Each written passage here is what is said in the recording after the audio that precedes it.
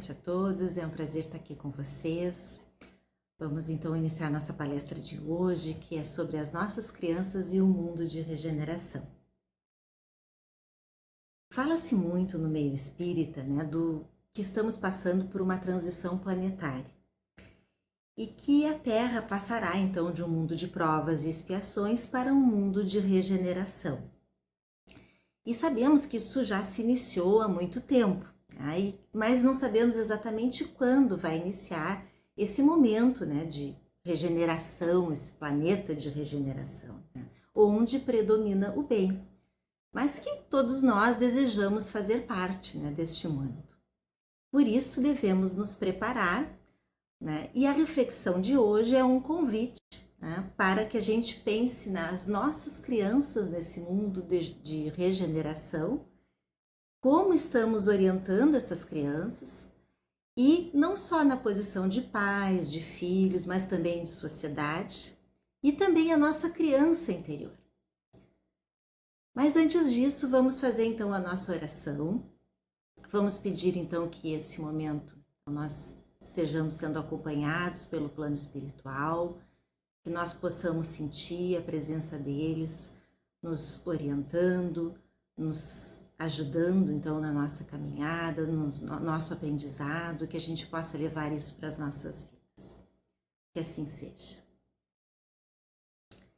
Então, para respondermos essas questões nessa reflexão de hoje, entendermos um pouco mais sobre o que significa um mundo de regeneração, nós queremos pensar assim na prática do dia a dia, o que nós estamos, como nós estamos atuando, para que a gente possa então ser um bom educador para orientar essas crianças que estão sob nossa responsabilidade. O que significa exatamente isso na prática do dia a dia, fora do livro, fora do estudo, fora da casa espírita? Então, para nos ajudar a pensar um pouco sobre isso, eu trouxe uma historinha do nosso saudoso Chico. É uma historinha que talvez muitos já conheçam, mas ela vai nos ajudar a refletir sobre esse assunto. É a história do catecismo. Eu vou ler para vocês. Então, certa vez, uma senhora foi até Uberaba e lá, diante do Chico, começou a se queixar de que não conseguia nada do que precisava. Mesmo trabalhando na doutrina espírita e orando dia e noite, não conseguia. Ao ouvir suas queixas, Chico lhe disse: quando a gente tem fé, quando confia, eles ajudam, minha filha. Uma vez, em Pedro Leopoldo, eu ensinava catecismo às crianças, mas um dia me proibiram.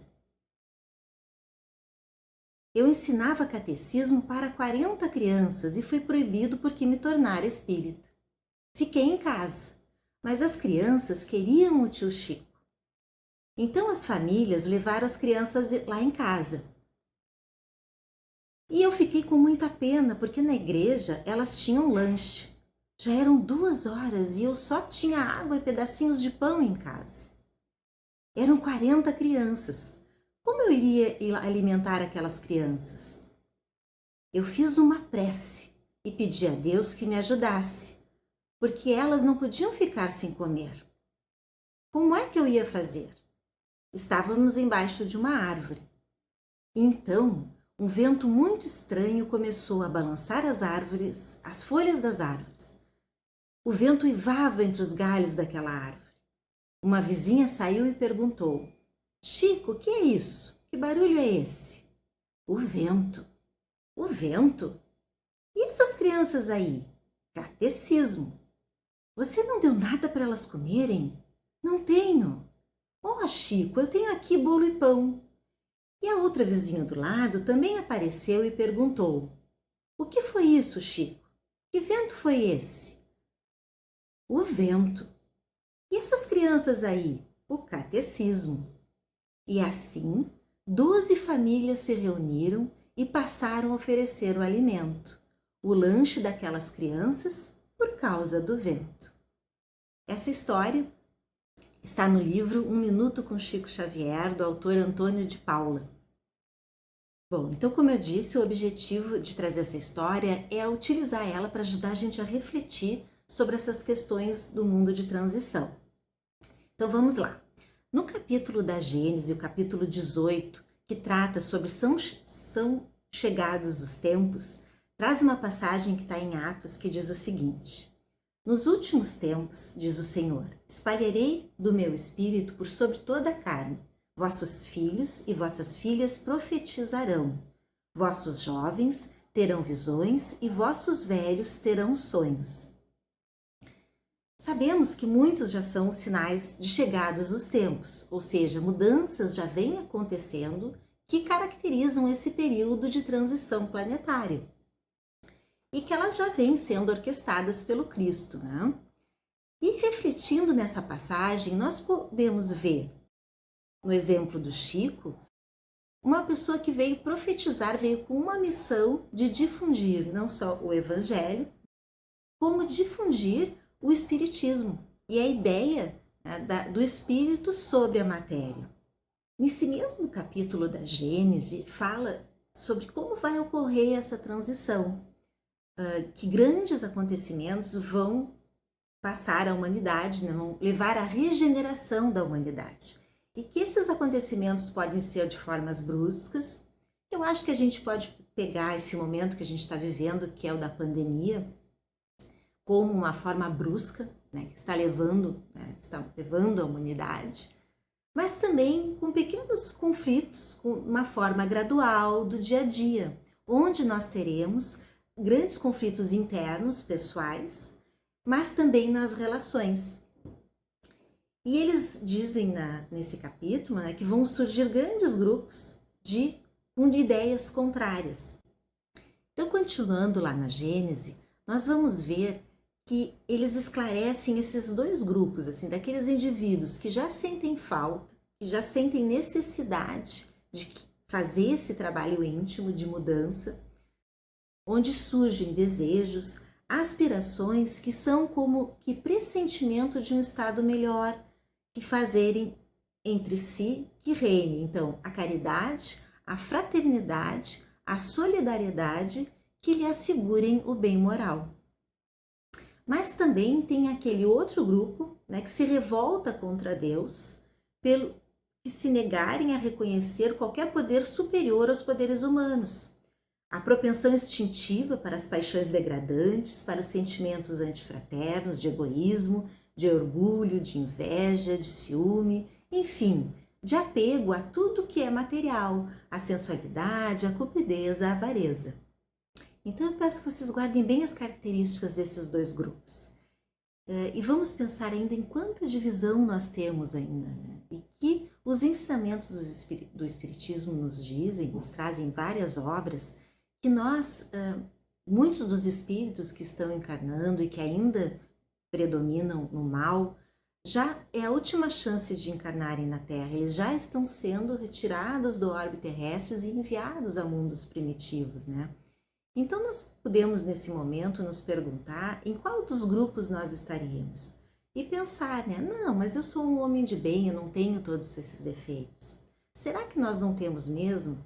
Será que nós, na prática do dia a dia, nós ainda não vamos muito mais para o grupo aquele que predomina o mal? Então, enquanto nós vamos pensando nessa resposta, vamos voltar à história do Chico, onde tem vários exemplos, além do próprio Chico, né? Desse conflito de relações que nós vivemos, os conflitos internos e de relações.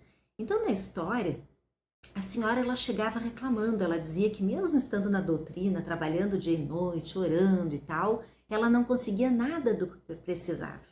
O que será que ela precisava, né? Mas enfim, o Chico não entrou nesse detalhe. Mas, na teoria, né, vamos pensar no nosso dia a dia, nas coisas que nós desejamos e como que nós nos comportamos quando não conseguimos essas coisas.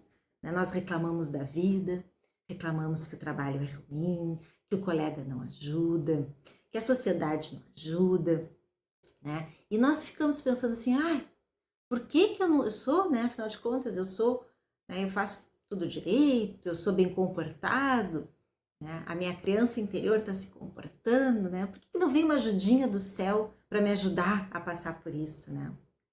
Mas a gente se esquece de fazer uma reflexão interior, de pensar assim, por que que isso está acontecendo comigo? Por que que alguém está agindo assim comigo? Por que que tal situação não se resolve? Tendo essa visão mais ampliada que a doutrina nos propicia, uma visão de uma existência, né? Que é muito maior do que essa existência que nós temos aqui hoje. E que tudo que passa com a gente tem a ver com essa lei de causa e efeito que a gente vive, não só dessa vida, como de vidas passadas, né? E seguir em frente, né? Agir dentro do bem e tendo fé. Por que isso é tão difícil, né?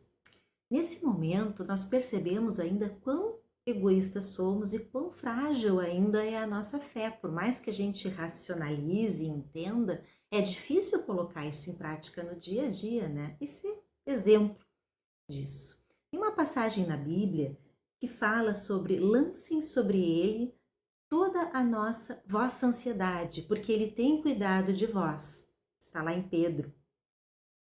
E por que é tão difícil, né? E a Gênese nos diz que o Espiritismo em si não é o responsável pela regeneração da humanidade, mas que nos dá o suporte para a nossa reforma moral. O homem já não caminha às cegas, sabe de onde vem, para onde vai e por que está na Terra, diz lá na Gênese. Então, sabendo dessa imortalidade, das inúmeras encarnações, da destinação, nós precisamos então trabalhar essa criança ansiosa e carente dentro de nós. Então, por isso também a nossa criança interior, né? E entender que esse vento vai soprar, ter fé, que esse vento vai soprar como o Chico teve na história, né? Que mostra na prática, né? O que é desenvolver então a paciência, a resignação e a fé. Além das obras básicas, nós temos inúmeras outras obras, né, que nos ajudam nesse processo todo.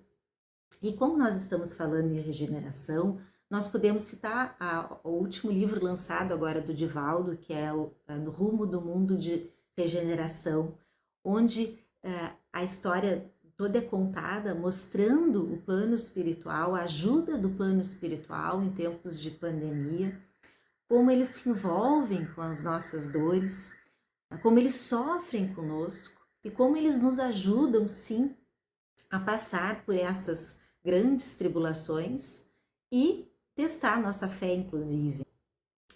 Então, voltando de novo à nossa história, vamos para uma outra passagem onde o Chico é banido da igreja, porque ele ensinava o catecismo e ele era espírita. Então, aqui nós vemos um outro sinal dos tempos, que ainda ocorre, é muito atual, inclusive no meio espírita. Nós espíritas não estamos livres desse tipo de situação, porque todos somos muito imperfeitos. E não é só da outra religião, dentro do próprio espiritismo mesmo, né? Mas o que a Gênese nos diz, né? A Gênese, as obras básicas de uma forma geral, mas eu trouxe uma passagem que está lá na Gênese, que fala sobre a tolerância religiosa, que é um sinal e uma necessidade de chegarmos a esse mundo de regeneração. Né? E a passagem diz o seguinte: a fraternidade será a pedra angular da nova ordem social, mas não há fraternidade real, sólida, efetiva, se não assente em base inabalável. E essa base é a fé, não a fé em tais ou tais dogmas particulares. Preste atenção, ó, dogmas particulares, né? Quando todos os homens estiverem convencidos de que Deus é o mesmo para todos, de que esse Deus soberanamente justo e bom, nada de injusto pode querer. Essa a fé que o Espiritismo faculta e que doravante será o eixo em torno do qual girará o gênero humano, quaisquer que sejam os custos às crenças particulares. A unidade de crença será o laço mais forte, o fundamento mais sólido da fraternidade universal. Então, esse trecho da história do Chico, ele mostra, né, essa questão da tolerância religiosa, mas mostra também a reação que a gente pode analisar, a reação que nós temos quando somos contrariados, quando nós somos perseguidos ou criticados. Né? Como é que fica o nosso orgulho? Né? O que poderíamos ter feito se fôssemos o Chico nessa situação? Muitos poderiam talvez ter desistido de dar as aulas, ter criticado a postura. Você vê que na história ele não critica ninguém. Ele simplesmente diz, né, que as crianças queriam ter aula com o Chico. Então ele não critica. Quantas vezes nós nos pegamos criticando as outras religiões, não? Criticando, inclusive, os nossos padres que trabalham com a gente dentro do trabalho espírita, não? Mas não, o Chico não. O Chico seguiu contando a historinha dele, né? E ele só se preocupa que ele precisa então seguir dando o catecismo, já que aquelas crianças estão ali, né, querendo ter aula com o Chico. Por quê? Porque ele realizava a verdadeira caridade, um verdadeiro trabalho fraterno. E quando a gente fala em fraternidade, o que significa fraternidade, né? Fraternidade, união, afeto de irmão para irmão. Então, ele sentia afeto e era por isso, por esse amor que ele dava às crianças, que as crianças o procuravam. Não era pelo lanche, pelo telhado, pelo conforto de ter uma escola. Eles queriam era esse amor que o Chico estava oferecendo, né? Então, nós podemos pensar agora nos defeitos de novo listados daquela segunda turma, não? E pensar nesse ranking do mundo de regeneração, né? Se estaríamos então no dia a dia, né? Ou se nós íamos reclamar, colocar a culpa na outra instituição, né? Ou seja, ficar com o nosso orgulho ferido, né? Com a nossa criança ferida e ter um ciúme infantil de tudo que talvez nós não tivéssemos e os outros poderiam oferecer. São todos então sinais de que nós temos que trabalhar essa nossa reforma íntima, né, para chegarmos então a sermos fraternos, que é o que exige, né, ao mundo de regeneração para qual nós estamos caminhando. Então, seguindo então na nossa historinha do Chico, né, o vento soprou e o Chico mostrou que com essa ação dele, ele multiplicou, né, ele fez os vizinhos participarem, ou seja, ele multiplicou esse sentimento de fraternidade, né, de acolhimento, de solidariedade, plantou uma sementinha e ajudou, né, aquelas pessoas que estavam ali a se tornar melhores também. Ou seja, ele deu o exemplo. Ele foi o exemplo para aquelas crianças e para aqueles adultos ali que estavam ali também. E certamente aquelas pessoas levaram isso para a vida deles e puderam, né, seguir esse exemplo em outras relações com outras pessoas, do seu convívio social, da sua família. Enfim, o que viemos fazer, né, aqui na Terra, nos tornarmos melhores. E por que trazer essas questões são importantes? Por que a gente bater na mesma tecla, né? Porque é difícil. É difícil, né? A gente lê, a gente estuda, mas aí no dia a dia, quando a gente se debate com os problemas, com as opiniões alheias, com as dificuldades, é difícil, né? Toda a carga que a gente traz, né? Aqueles defeitos que a gente traz, eles vêm à tona. E a gente entra no dia a dia, a gente liga o piloto automático, a gente acorda, a gente vai trabalhar, ou a gente vai cuidar do lar, a gente corre para um lado, a gente corre para o outro, a gente diz, ai, hoje o dia foi corrido, hoje a gente não teve tempo para nada, para respirar, a gente chega em casa cansado, quanto muito liga lá uma televisão, que a gente sabe que nem sempre, né, vai nos ajudar, ou pega o celular hoje em dia, né, é mais o celular mesmo, e fica ali, quando vê já está na hora de dormir de novo, e a gente vai naquele ciclo, a gente não tem tempo de olhar para o lado, a gente não tem tempo de ser fraterno. Por quê? Porque a gente ainda coloca a necessidade material na frente da necessidade moral.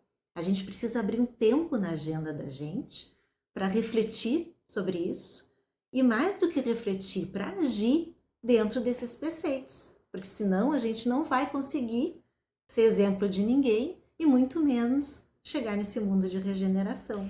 E se tivermos alguma dúvida, né, a gente ainda pode pensar no que diz lá no Evangelho segundo o Espiritismo, né? Bem-aventurados os que são brandos, porque possuirão a terra.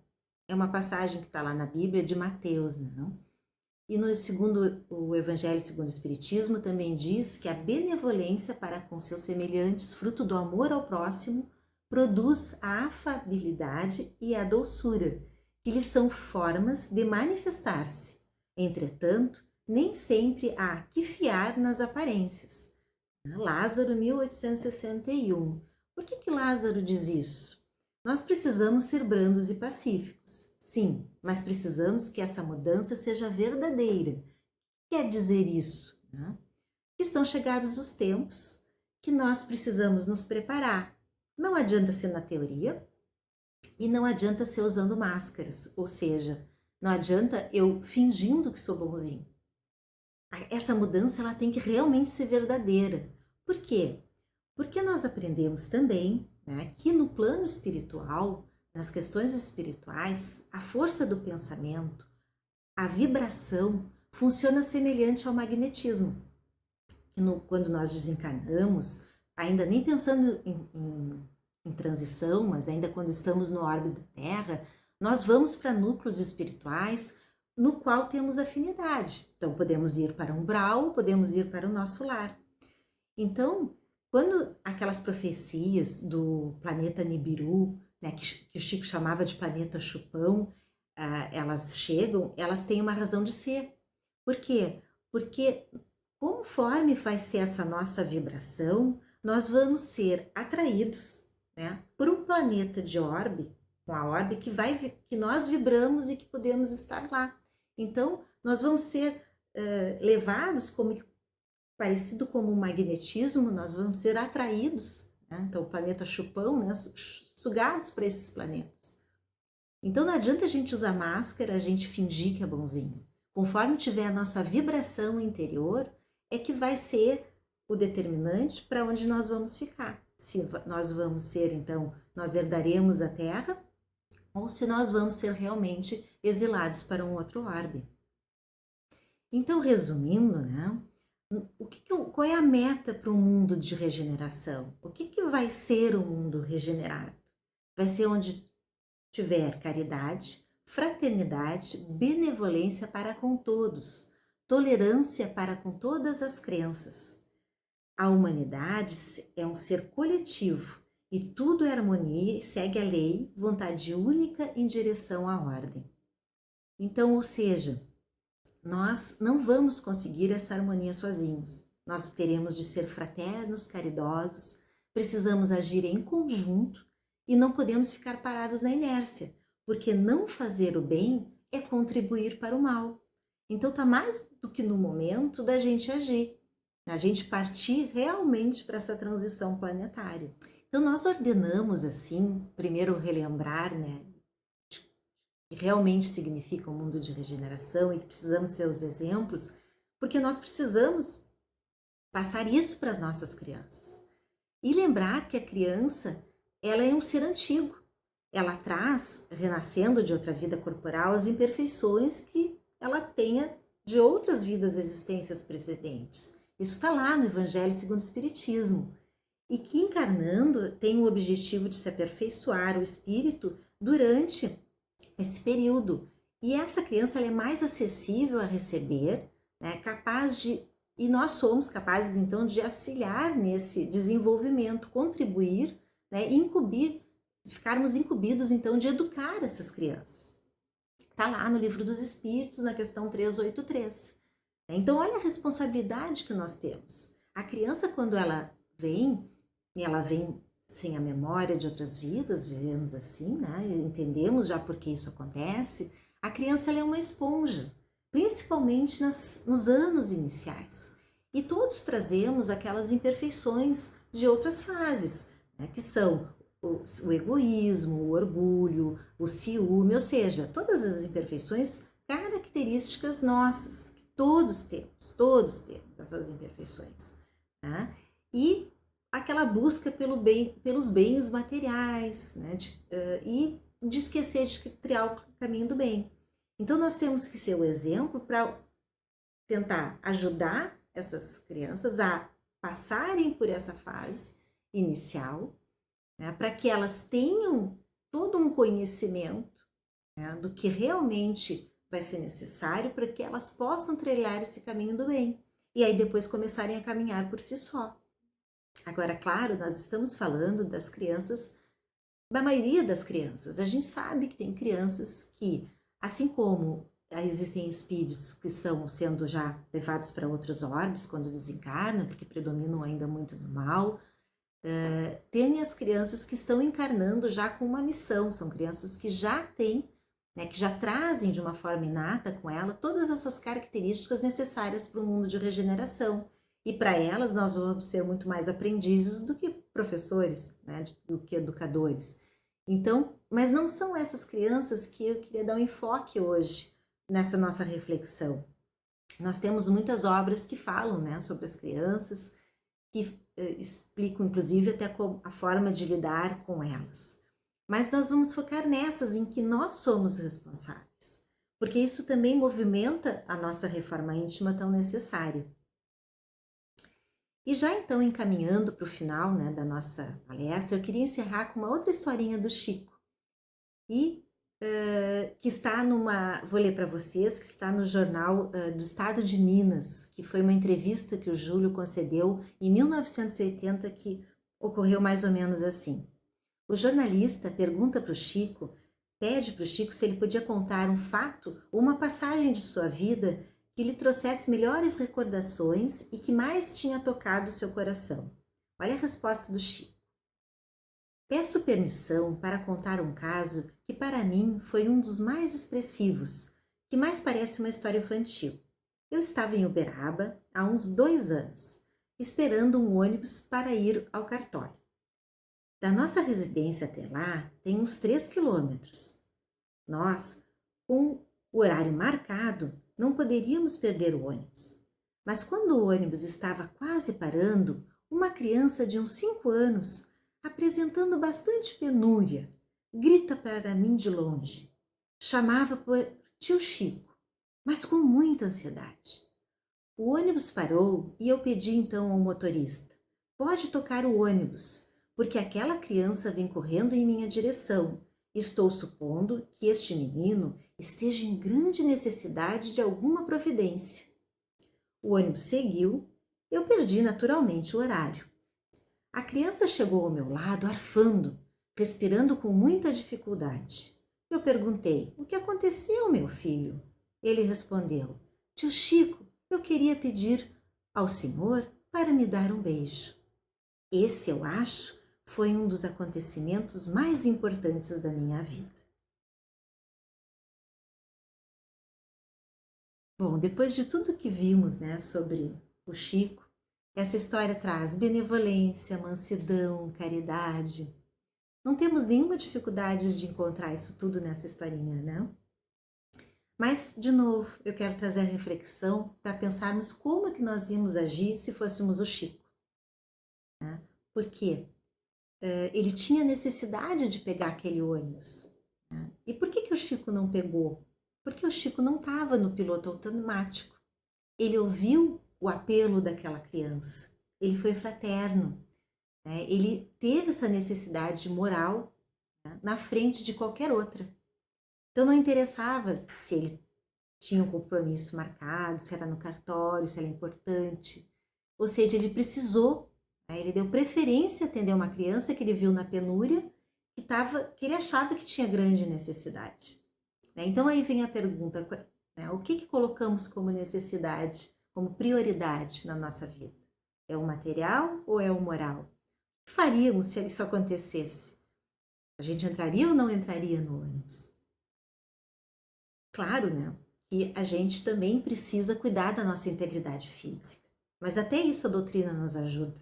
A doutrina nos explica que nós precisamos cuidar do nosso corpo físico, nós precisamos dar atenção às nossas necessidades materiais, como precisamos dar atenção às necessidades das nossas crianças, né?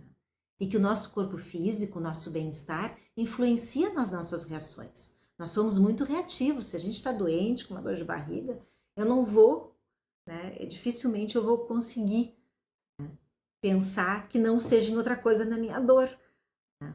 Então a gente sabe que a gente tem que se perdoar por isso, mas a gente também sabe que a gente precisa dominar essas tendências, né, e forçar para que a gente possa, então, dar preferência para quando a gente está bem, né? Ou seja, inclusive buscar esse bem-estar, que muito é calçado pelo bem-estar moral, porque se a gente não está feliz moralmente, a gente não consegue esse bem-estar físico, né? Para que a gente possa, então, nessas situações, agir, né? Não agir no piloto automático e agir buscando ser fraterno, ser carinhoso, ser solidário. E o Chico nos dá o exemplo, né, na prática do dia a dia, né? E a gente pode também buscar, né, pensar na pergunta que o repórter fez ao Chico. O Chico estava fazendo entrevista para um jornal e ele podia ter dito, né, que um dos momentos que tocou ele e tal fosse em relação à sua mediunidade, à sua grande mediunidade, as obras que ele vinha fazendo, bem, enfim, mas não, ele conta uma história simples, uma história, né, de amor. Por quê? Porque para ele aquilo foi muito importante. Receber, né, ter aquele carinho daquela criança que veio correndo para ele e dizendo que só queria um beijo. Aquilo tocou o coração dele, aquilo para ele era um importante. E aí a gente pode perguntar das nossas ambições, né? E quando a gente pergunta para uma criança, o que você vai ser quando crescer? Né? O que a gente deseja para as nossas crianças? Né? Claro, a gente deseja que elas se deem bem na vida, que elas possam estudar, ter uma casa, ter conforto. Mas o que mais, né? O que é que a gente até deveria desejar antes para essas nossas crianças? Esse crescimento moral, né? Devia de vir na frente, devia de estar primeiro, que é todo esse desenvolvimento intelectual, que é importante, sem dúvida, mas não é mais importante que esse desenvolvimento moral que a gente tem que buscar. E como falamos em orgulho, nós podemos pensar então na cólera, né? Quando somos contrariados ou atrapalhados por quem a gente acha que é inferior a nós, ou porque nós achamos que o que estamos fazendo é melhor ou é superior ao que os outros estão fazendo, né? E como nada é por acaso, eu preciso contar para vocês que quando fazendo essa palestra, vocês sabem que ela é gravada, né? Eu precisei pará-la mais de uma vez, interromper, porque um cachorrinho vizinho meu, que sempre desce quando vai se passear, ele late o tempo todo. E eu pensei, né, no cachorrinho latindo, cachorro chato. E aí fiquei pensando, né, o Chico não ia dizer, ai, cachorro chato. O Chico ia dizer, que bonitinho, ele tá feliz porque vai passear. E também, quando eu ia gravar justamente essa parte, a minha filha adentra na sala, porque ela precisa pegar alguma coisa, conversar comigo, e eu preciso interromper novamente, esperar ela falar, fazer o que queria fazer para começar, né? E agitada, ansiosa para terminar, né? E pensando nisso tudo, então como a gente também tem provações, a gente tem provações e tem que pensar na situação. Como se eu não estivesse de repente fazendo uma palestra espírita falando justamente disso? Será que eu não ia ficar irritada? Será que eu não ia reagir mal? Quantas vezes a gente não reage assim? Quantas vezes eu não reagi assim? E é assim que a criança, no seu desenvolvimento, ela vai perceber a reação das pessoas com que ela convive. E no futuro ela vai imitar. E vai ser muito mais difícil para ela tentar mudar isso lá adiante, né? Então, se temos amor às nossas crianças, vamos ajudá-las, vamos dar o exemplo, vamos fazer força, né? Então, para dominar o nosso orgulho, a nossa cólera, o nosso egoísmo, o nosso ciúme, a nossa mágoa, porque sim, temos todos esses defeitos. Uns vão ter mais uns do que outros, mas todas as relações, né, elas vão estar calçadas da forma como a gente age em cima de defeitos, de imperfeições ou em cima de virtudes. E a gente precisa priorizar, né, fazer força que a gente consiga ir transformando, né, mudando essa forma de agir para que a gente busque então essas sonhadas virtudes que a gente ainda não consegue ter, né?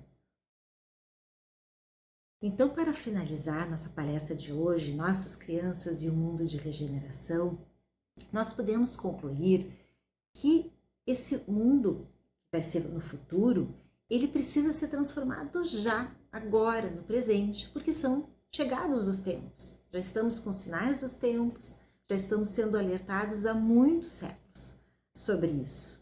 Né? E terminamos então com o pensamento do Chico.